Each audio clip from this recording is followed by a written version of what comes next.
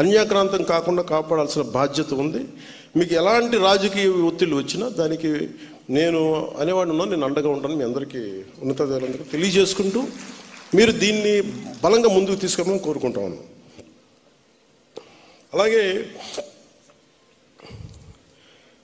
ఇంకా మనం చాలా ఇంకా బలంగా జరుపుకోవాల్సిన రోజును ఈరోజు నేను చాలా ప్రిపేర్ అయ్యి వచ్చాను.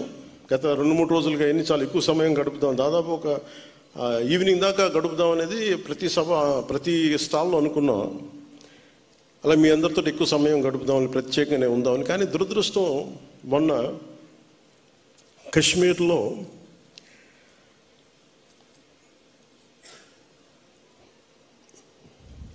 ప్రత్యేకించి టార్గెట్ చేసి మరి దాదాపు 30 మందిని చంపేయటం, చాలామంది క్షతగాత్రులు అవ్వటం, ఇది నా మనసుని చాలా కలిసి సగటు భారతీయుడిగా, నథింగ్ టు డూ విత్ దీని పాలిటిక్స్ సంబంధం లేదు. అది ఒక ఉగ్రవాది తోటా పేలితే కన్నీళ్లు భారతదేశం నలుమూలలో వస్తాయనడానికి మన రాష్ట్రం కూడా నిదర్శనం. ఎక్కడో వైజాగ్లో ఒక రిటైర్డ్ బ్యాంక్ ఎంప్లాయ్ ఆయన ప్రాణాలు కోల్పోయాడు. ఎక్కడో కావల్లో ఒక యువకుడు చనిపోయాడు. ఇది చాలా చాలా బాధ కలిగించింది మా అందరికీ, చాలామందితో పాటు నాకు బాధ కలిగించింది. అంటే గ్రామాలు should be a part of national integration. Panchayat should become a part of national integration. కశ్మీర్లో కావచ్చు, ఇంకో చోట కావచ్చు, ఎలాంటి జరిగినా గ్రామాల్లో ఉండేవాళ్ళు మాకెందుకు, మా సంబంధం లేదనుకుంటారు.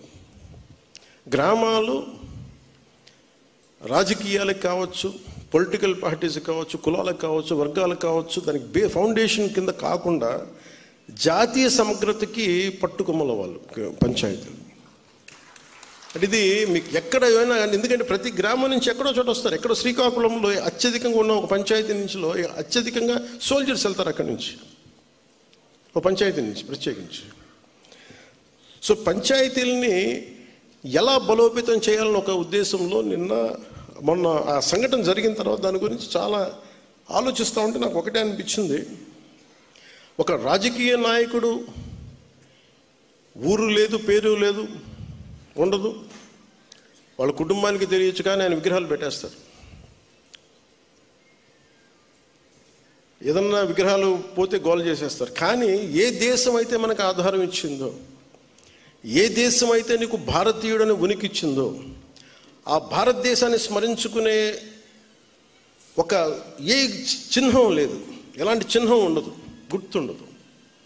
అందుకని నేను ఈరోజు నా ప్రతిపాదన ఉన్నతాధికారులందరికీ, శశిభూషణ్ గారికి కానీ, ఇక్కడున్న కమిషనర్ గారికి కానీ, అందరికీ ప్రతి పంచాయతీలో జాతీయ సమగ్రత ప్రాంగణం అనేది చాలా చాలా అవసరం. దాంట్లో జాతీయ సమగ్రత స్తూపం,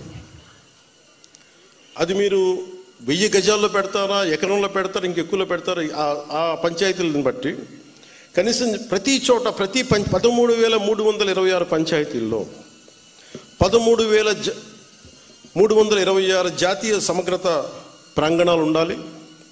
13,326 జాతీయ సమగ్రత స్తూపాలు ఉండాలి.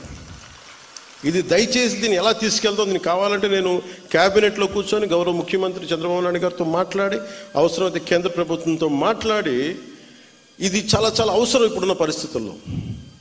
ఉగ్రవాదం పెట్రేగి పెరిగిపోతున్న పరిస్థితుల్లో గ్రామాల నుంచి బలమైన వ్యక్తులు ఉంటేనే, దేశ వికాసానికి బలపడే వ్యక్తుల సమూహం ఉంటేనే గ్రామాల్లోనే మన దేశానికి ఏదైనా చేయగలం, తద్వారా మనం లాభపడగలం. మనకి ఉనికినిచ్చిన మన దేశం తాలూకు మనం భాగస్వామ్యులు కాకపోతే, ఇది నాకు సంబంధం లేదు, నా కులం కాదు, నా పార్టీ కాదు, మా ఏరియా కాదు అనుకుంటే అలా కుదరదు. అందుకని దీనిని సమగ్రతని పెంచే, జాతీయ సమగ్రతని పెంచే ఈ జాతీయ సమగ్రత ప్రాంగణాలకి దయచేసి మీరు ఒక ప్రణాళిక తీసుకెళ్ళవలసిందిగా మనస్ఫూర్తిగా నేను మీ అందరికీ తెలియజేస్తాను.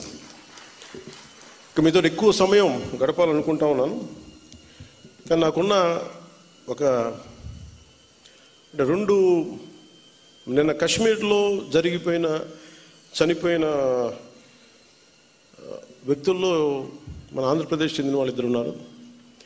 ఈ బాధ్యతలు నేను కూడా వెళ్ళి